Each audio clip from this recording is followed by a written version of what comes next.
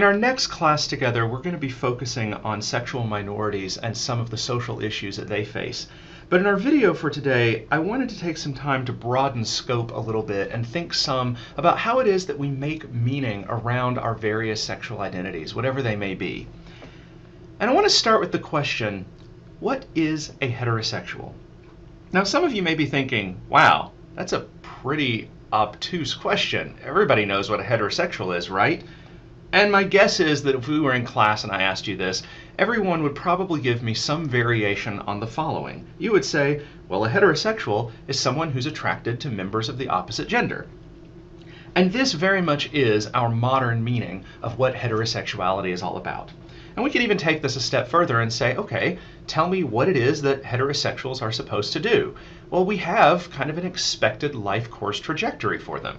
They date, they get engaged, they get married, they have kids, they grow old together, and then they have the good graces to die.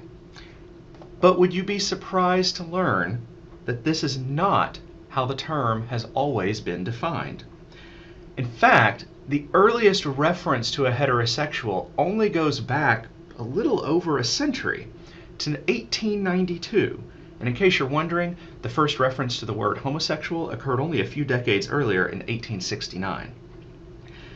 And at the time this term first came into existence and usage, it actually had a few different competing definitions, and they didn't line up with the kinds of definitions that we see today.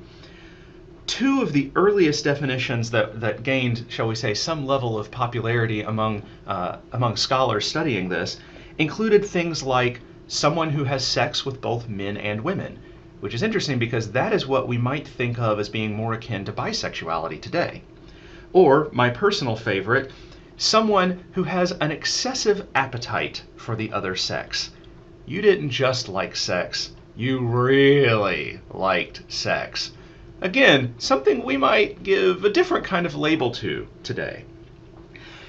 Before this point in time, though, there was no such thing as heterosexuality, at least not as an identity, and likewise there was no such thing as a gay or lesbian person or any of that. Now, don't get me wrong here. This didn't mean that people didn't experience same-sex or opposite-sex attraction, and it certainly didn't mean that they didn't engage in hetero and homosexual activities. We have plenty of evidence of that across the span of recorded history. But the categories as ways to understand the self had no salience or meaning to them. So we might say that heterosexuals, and perhaps by extension homosexuals and bisexuals and all of that, are really a fairly modern invention. And it is largely because of this emergence of these categories as identity markers that we are now able to have this conversation. So let's return to our opening question. What is a heterosexual? And let me ask you a few other questions about this. Is heterosexuality something that someone is? Or is it something that someone does? Or to put this another way, does one have to engage in heterosexual activities in order to be considered a heterosexual? Or is being attracted to the opposite gender enough? In fact, let's complicate that just a little bit further. What if the attraction isn't absolute? What if you have someone who's mostly heterosexual in their sexual attractions, but not entirely? Or what if someone's attraction suggests one thing, but their behavior suggests another? So they're interested in one particular gender, but their sexual behaviors don't line up with that. This suggests to us that the nexus between one's sexual attractions, sexual behaviors, and sexual identity may be much more complex than we often believe to be the case. Now, I want you to note that I'm not asking these questions in the direction that one would usually think to ask them.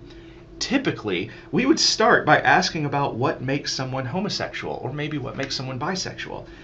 But we could just as easily legitimately ask what makes someone heterosexual. A variation on this kind of a question that you see on the screen is the search for the so-called gay gene. Implicitly, such research asks what causes a person to be gay, but we don't ask, well, what causes a person to be straight? We might even engage in a very slippery slope, one-drop style logic, where anything that complicates normative heterosexuality marks one as gay, no matter how small it may be. These are all examples of heteronormativity. Heteronormativity refers to a process by which heterosexuality is socially produced as dominant, as taken for granted, and as universal. In a nutshell, heteronormativity seeks to explain variation from the norm while, and this is the critical part, leaving the norm itself unchallenged and uninvestigated.